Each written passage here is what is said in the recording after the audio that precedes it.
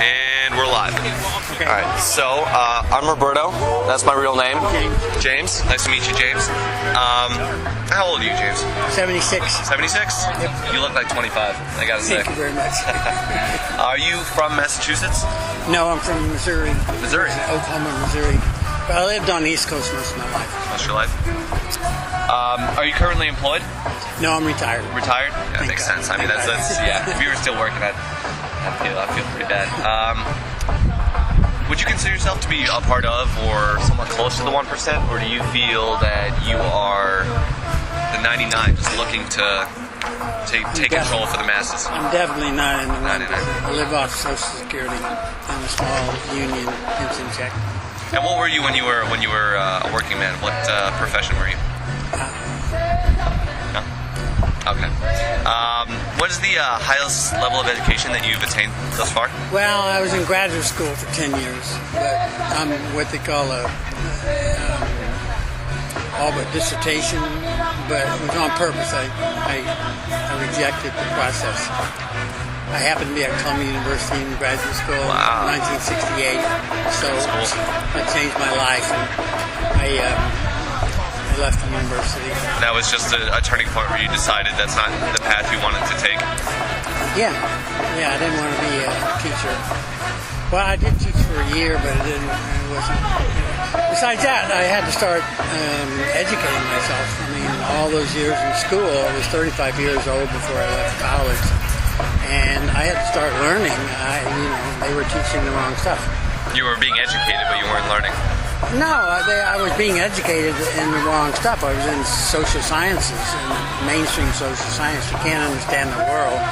But in '68, I was able to discover radical social philosophy, and so I started examining the various currents in that. And anarchism seemed to me the best. I've been an anarchist ever since. Is this recording? Yeah. Again, anything that you don't want me to put in, just feel free to. So far, you're fine. That's good. So let's take that avenue down there. So I'm assuming you've got pretty big problems with capitalism as a system. Absolutely. Absolutely. So you are. What's the inherent problem with capitalism? What does it? Well, it's institutionalized theft. It's a worldwide system of theft that's based on slavery and murder. It's absolutely horrible. And the government's implicit in this? What? The government's implicit in this? The government, yes. States and capitalism are not separate entities. Capitalism couldn't exist without states. The whole legal structure, defense of private property, that's one of the ideological victories of the ruling classes. They've managed to separate state and capitalism, but they're really totally enmeshed. The worldwide nation-state system and capitalism are completely intermeshed. So,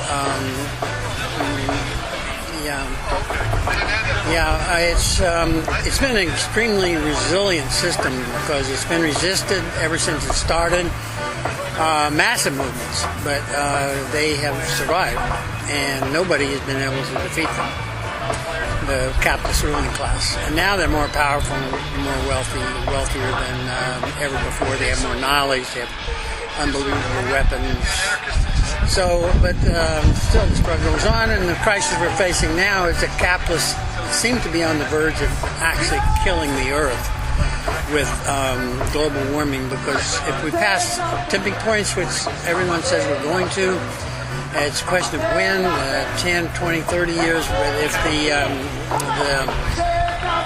if the frozen tundra it is releasing methane gases, and all along the Siberian coastline, that shallow continental shelf they have there is about 200 feet deep. It's loaded with methane, and it's bubbling up.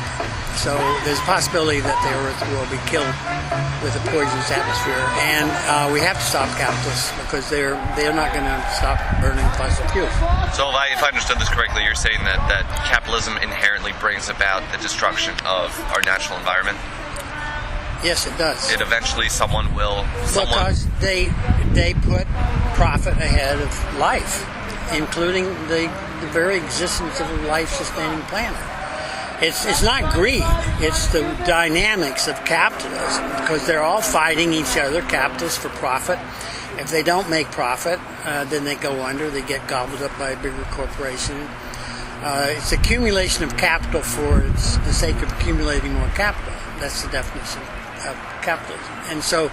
And another definition is commodification of everything. You have to turn everything into a commodity, and now they're trying to turn water into a commodity, and air. So it's an absolutely insane system. And it's not true that it has improved people's standard of living. In most of the world, people are worse off now than they were 500 years ago. In terms of standard of living, there are a few countries that are wealthier. The core capitalist countries are wealthier, including most average people. But then you have the question of quality of life. I mean, is quality of life better? So I think it's an absolutely insane and destructive system, and it's based upon murder. It's based ultimately on murder. Murder of anyone who resists the capitalist system. They get marginalized. They get rejected.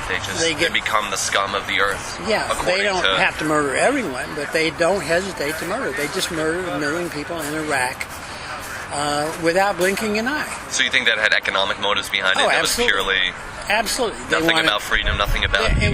There were complex motives, but it was basically. Well, let me mention a few. They didn't like a nationalized economy. Iraq had free education. They had government control of the oil. Yeah, Saddam was a socialist. It was a nationalized, sort of half-socialist economy. It wasn't socialism like we think of it, but it wasn't under the command of the free market, and also they wanted the oil. They went in there and they tried to set up an ideal neoliberal state. And that sort of fell through, but they got the stuff on the books, and so that's what happened. No picture? Not like that. Okay. Without asking. Yeah, you should ask. That's a little rude. Yeah. Sorry about that. That was a little distracting. It's okay. So when I say murder, that's what we mean. And if you look at the whole history of capitalism, it's just hundreds of millions of people. 500 million in the Americas. There are varying estimates, but at least 500 million of the indigenous people were wiped out. And then if you attribute the world wars to capitalism, which radicals do, it was radical capitalist ruling classes fighting each other. Millions of people died. 20 million in Russia. The total for World War II is 40 million people. 40 million. So it's a lot of deaths. And on a smaller scale, over the last few decades, they killed 200,000 activists in Guatemala. Just murdered them outright. Labor unions, any kind of people who were trying to set up a country that wasn't completely controlled by the United States. So the solution is anarchy? Absolutely. It's a decentralized world full of democratic, autonomous communities. Now, no capitalism, no states. No how would that work? If you don't mind giving me a run through of how you see this ideal system. Well, it's based on direct democracy. All power, decision making is rooted on the local level, and then to deal with cross-territory things, you have networks, of associations of these communities, and they hash out agreements among communities for how to deal with super neighborhood things, like say you want a hospital in the city, they hash out agreement on how we keep it going. It's an entirely feasible arrangement. It's hard for us to imagine it because we've had states for so long, and states existed for capitalists, of course, and that's where hierarchy started, but capitalists just took over the states that existed and integrated them into their system. So it's an entirely feasible way to do it. It's kind of, that's why I'm excited about this movement, the occupation movement, because it's based on popular assemblies. Mm-hmm. Definitely. And that's the form of direct democracy. I read recently, some commentator thought that the era of representative government is over. I think that was a little optimistic maybe, but I keep hoping. It seems to me there could be a sea change of world opinion about the viability of, the usefulness of representative government, representative democracy, where you elect leaders to make the decisions. Mm-hmm. I think a lot of people are realizing that governments simply aren't doing anything for them. Do you think that direct democracy? I've been to a few GAs here, and I've noticed that for something to get said and something to be done, it takes a while. Do you think that would make people turned off to the idea of direct democracy, where it takes 5 years just to get one idea across, and if everyone isn't for it, then how do we move on? Will majority rule, or is there? The thing about speed is deceptive. You have to put it in the context of the society that we've been grown up in, and capitalist culture for 500 years. For them, efficiency is the key value, and speed is important. But if you want to be a self-governing people, the fact that it takes longer is not necessarily a disadvantage. That's just the way it works. If you want to be self-governing, it would take longer. You can't just judge by these general assemblies we're having, because first of all, we have very few skills. A lot of people here have never even heard of consensus decision making, or even if we were going by majority rule. Americans have very little experience now with even that kind of democratic. When I grew up, we still had a lot of clubs and voluntary associations that worked by majority rule. But practically everything in our society is hierarchical from them. The businesses, of course, all. You want to abolish all of that? You want there to be just one people where we're all on the same level? No, obviously not. We wouldn't all be on the same level. People are different; they have different skills. But there wouldn't be this gross inequality of wealth. There'd be no way to accumulate wealth. So when you look at our current situation, even non-governmental organizations are organized hierarchically, and the bosses, they have bosses. They make a lot more money than everyone else. And the first thing people do now when they get together to have an organization is they elect officers. They elect presidents, vice president, treasurer, and secretary. So we don't. What anarchists advocate is direct democracy in all of these, self-governing. This has a long history in the left, in the anarchist left. Anarchist syndicalism, where workers seize factories and they set up councils. And the consensus decision-making is not something invented recently. It's been used by indigenous peoples forever, because there's no outside authority to enforce the decisions. And so their objective is to get as many people on board as possible. The last thing they want to do is take a vote and split people. So consensus decision-making is an attempt to get the largest majority possible on a particular issue. It's not the abolition of majority rule. It's the abolition of simple majority rule, 51%. But how would you deal with something such as the protection of private property? Well, there wouldn't be private property. Nope, everything would be public property. Everybody would have. You would have personal belongings, but right. when anarchists and socialists are opposed to private property, what they mean by that is it means production is privately owned. Nobody could monopolize means of production and make profit off of it. It would be communally owned. And of course, publicly owned is a good thing there, because that assumes that there's government to be communally owned. That's the way it was throughout most history. You had the commons, and then people have always had the personal belongings. I mean, but it's based more on use value, usage than legal rights. Legal rights to property is a capitalist thing, or a state thing.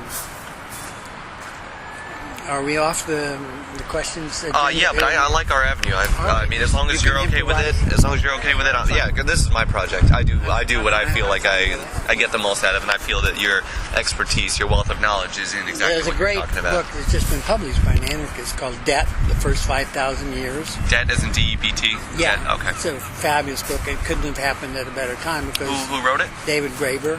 David Graeber. He was also instrumental in helping get the new Occupy Wall Street Popular Assembly going. Oh, wow. In Zuccotti Park? Yeah. Okay. Yeah, it was fabulous. But he establishes, first of all, he completely overthrows the mainstream economic view of where money came from. And that's neoclassical, Keynesian, Marxist. What's Well, they all say basically the same thing, and it emerged out of barter. It was a way to facilitate barter. People were exchanging things, and they needed money to make it easier. But that's not. Graeber not only knows history, he knows anthropology. So he knows how it works in indigenous cultures before states, after states, as well as all the classical empires. And it's a brilliant book. And he shows that money actually was invented by states, and it was based upon violence. And the creation of the market was based on violence. What happened is that they needed a way to pay their soldiers. And so you can't just have armies just seizing everything, or what if they're camped out for the winter? They have to have a way of provisioning the armies. So they invented coinage, and well, how could the soldiers use coinage if there was no market? So they set up taxes for the people. They say, you owe the government so much money in the form of taxes. And in order to pay taxes, you can only pay it in this coin. So they had to trade with the soldiers to provision the soldiers to get money to pay taxes. This is fairly generally accepted now. It's an alternative view of money. It's not just Graeber, but there's a group of economists at the University of Kansas City and also in England that have developed the so-called state theory of money. I had never known that before. I'm definitely going to look up that book. That is a brilliant book. Except at the end, he doesn't actually call for the abolition of money, which is a traditional anarchist belief. And I'm a little disappointed in that. But there's debate about that. Like one of the new money theories at the University of Missouri, Kansas City, said, well, money is just a reflection of power relationships in society. And so if you got rid of the power relationships, money wouldn't be all that much of a problem. But I don't quite buy that. I think money leads to exchange value. It places a price on you. You can't use money unless things have a price. So I'd rather investigate gift economies and mutual aid and that kind of thing. Yeah. That's unique. So how would this thinking... how would you use that thinking to describe the 2008 recession, the causes of it, and how long it's going to last, if we can even recover from this, and if so, how long will it take? Okay. I wrote a paper on this called Abolish the Stock Market. It wasn't original research. I just studied the radical interpretations of what was happening and sort of summed it up. But the 2008 thing, capitalism has been cyclical for its entire existence. You have about 30 years of boom and 30 years of stagnation. And during the boom period, it's based on real production, but they overproduce. So, and then the stagnation, capitalists shift to speculating on the market, and sort of shifts into financialization, financial and speculation, where they try to keep the rate of profit going. Mm-hmm. The key thing for capitalists, you have to keep making profit, or else you go under. So that's always been true, but nowadays most of the radical scholars think that this is a little different, because the sheer amount of surplus capital sloshing around the world looking for investment. By the way, I'm using these abstract terms. It's really rich people who have money that they are trying to make money off of. Right. So the term market does this, market does that is ridiculous. It's just rich people who are trying to make money off of money.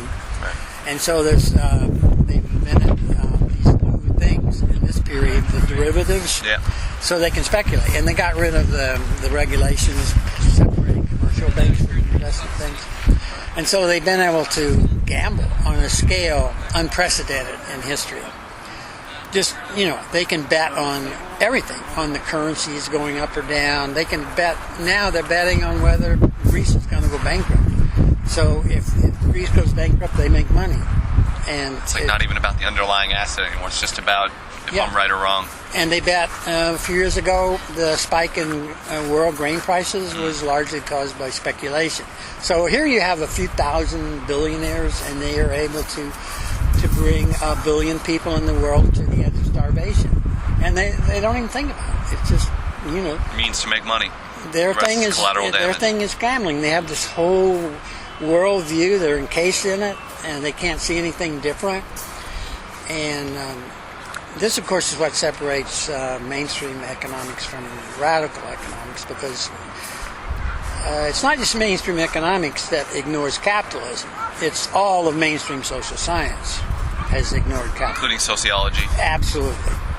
They try to explain society without taking capitalism into account, because they come up with these other theories about what society is. In fact, this was pretty much a deliberate strategy in the 19th and early 20th centuries.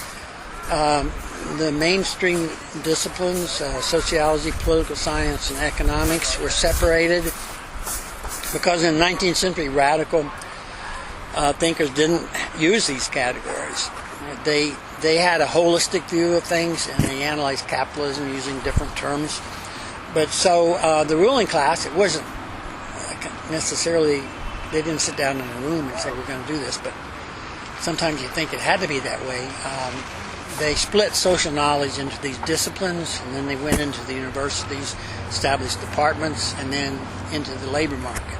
So you get a job now as a sociologist. But the main thing was separate economics from politics, and this has been extremely effective for maintaining ruling class control. Sociology was just sort of a catch-all category, what was left over. Right. And they've thrown civil society into that. In fact, there's even some contemporary thinkers, they explicitly say that, in the space between the market and the state is civil society. Yeah, it seems from what I'm understanding, and please correct me if I'm wrong, but it sounds like it's a conspiracy against everybody except those with a vested interest and are actually perpetrating this conspiracy. Well, maintaining capitalism is certainly a conspiracy, if you want to use that term. It's not particularly useful, but they use the term against their opponents all the time. I mean, anyone who opposes capitalism is some sort of conspiracy theorist, but the 500-year struggle by the capitalist ruling class to maintain their system based on profit-taking is definitely, they work at it hard, and they're geniuses. They have the resources, they have knowledge. They're the most knowledgeable ruling class ever, and the richest and the most well-armed. And so they've been able to maintain their system against enormous opposition. Did we talk about this already, or was that someone else that was talking? I believe we probably brushed up on it, but probably not to the extent that you're thinking. About the murders? We talked, yeah, exactly. Yeah, we brushed. I don't know how in depth that was, but we definitely did mention it. Yeah. Okay. Well, see, that's what's going on, and they worry about a few anarchists breaking Starbucks windows. But okay, listen, they just destroyed the infrastructure of Libya. Yeah. I read it was 10,000 targets, or maybe it was 12. They were doing flyovers every day, multiple 1,200 targets. They bombed bridges, schools, everything except the oil fields. Of course. And so before that, they destroyed Afghanistan, and Iraq was totally destroyed. They destroyed the sewage system, the water system, electrical system, especially in the Gulf War in the early 90s. They went after that the first time. And they kept bombing Iraq. So, this is massive violence, and 1.2 million people were killed outright. And that's not terrorism if the U.S. does it, right? The death squads killed the top echelon of all the universities. It was 180, 200 people, but these were leaders. And then, of course, another 4 million were driven out of the country. And so talk about violence. And they did it to eliminate an alternative. And they do it on small scale. Capitalist alternative to capitalism? Alternative to capitalism. It wasn't even really an alternative. Iraq was a capitalist society. It just wasn't a free market capitalist society. They don't want the state being involved. This is free market ideology. Russell Yep. Simmons came by and put 36. Oh, it was awesome. You can't get over Smile that. on your face. I didn't know who he was. It's a little weird. Simmons. Russell Simmons? I didn't know who he was. My housemates laughed up a storm. But he came by the table and he donated a 20. My table was surrounded by people. And of course, I said, well, this is the first. And so he ended up sticking 3 20s and $60. Wow. Which is great. Yeah, supporting the cause. But then I learned he's worth $350 million. 300, yeah. Huge. And this young man who keeps coming by can't get over the fact that Russell gave. He needs some more interesting things going on in his life so he doesn't focus on these little things. Huh? Well, I certainly needed the 60, and I'm glad that he is spreading his money around. And progressive cause, apparently he's really good progressive cause of it. I don't know. It's excellent. Okay, so the massive violence. Okay, we did Afghanistan, And Libya, and Iraq. and Yugoslavia. That was 10 years ago. They bombed that was Yugoslavia for 70. That was the Clinton administration? Yeah, 78 days, and they bombed.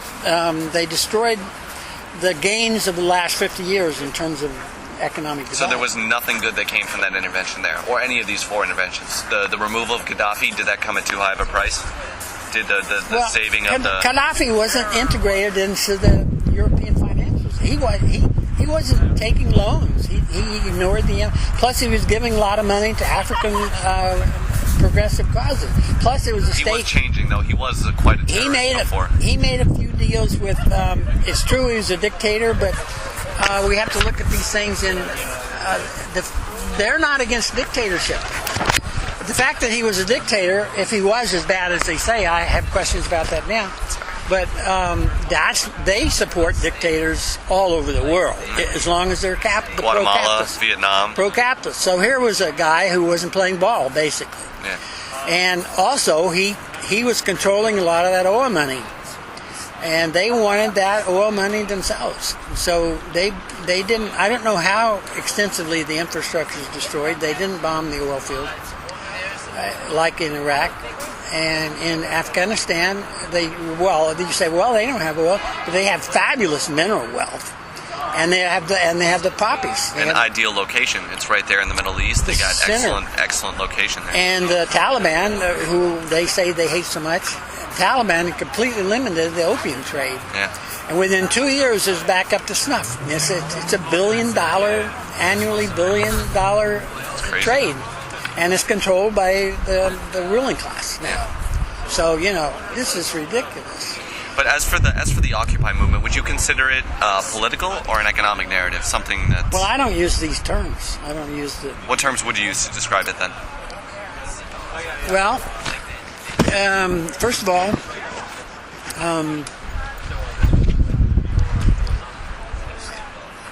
they selected a really good target, Wall Street, instead of going to the White House. So this was genius.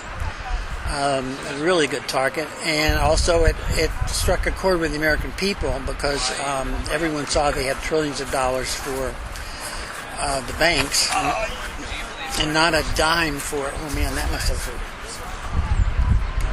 Not a dime for healthcare or education or infrastructure or anything. Let me get this chair. Should we Everybody does that again.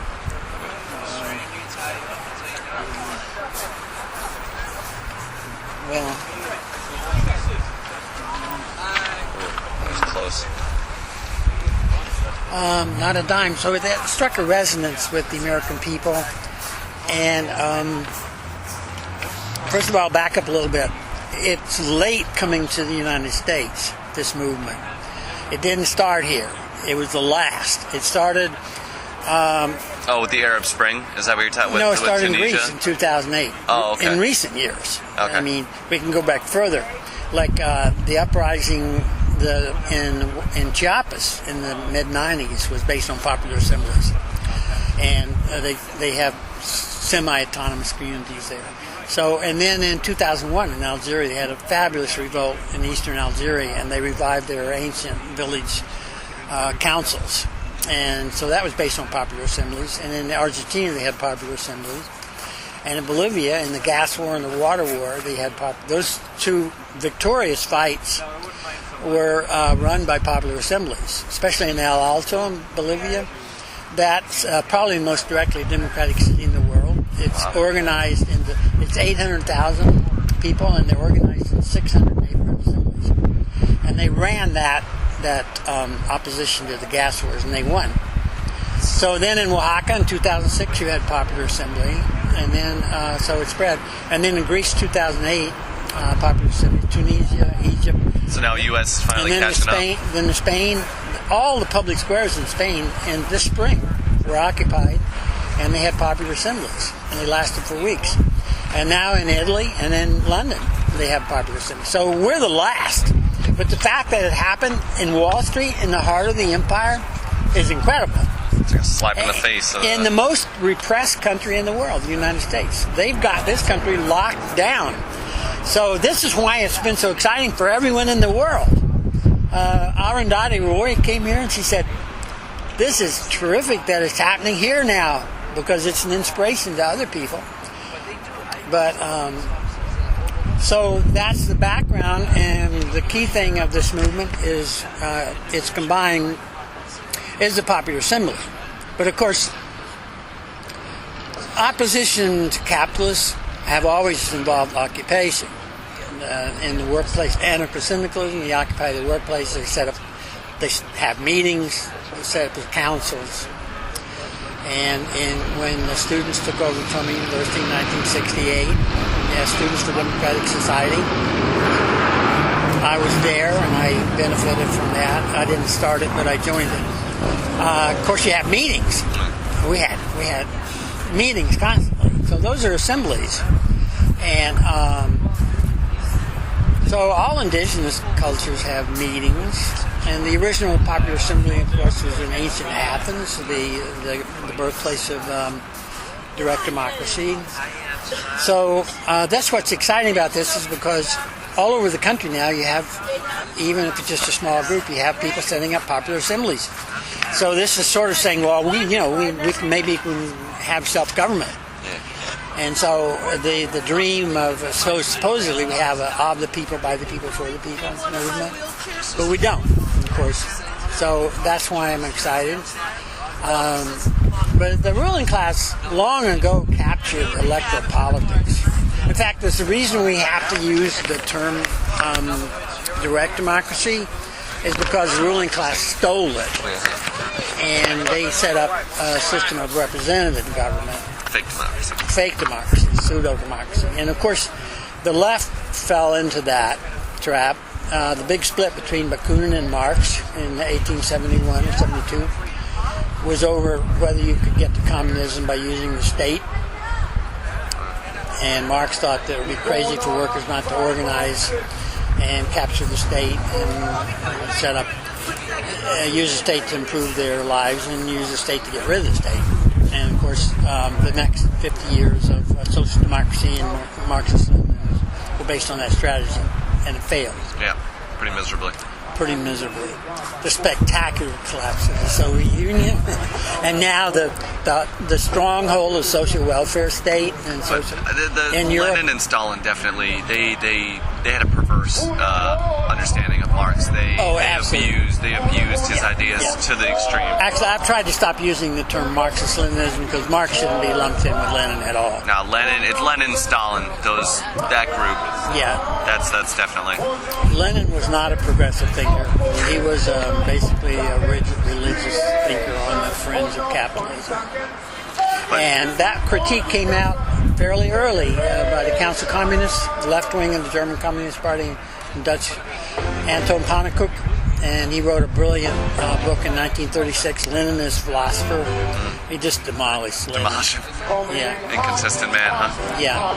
But for this movement, how long do you see us being able to get through this Boston winter? Do you see us actually being out here occupying Dewey Square until it gets warm again, and we can really make a push, especially before the election? I don't know how that works with what your beliefs are, but at this stage, there's not much that can be done in terms of anarchy, but more in terms of actual politics. Do you see there being a relationship between the coming up election and this movement?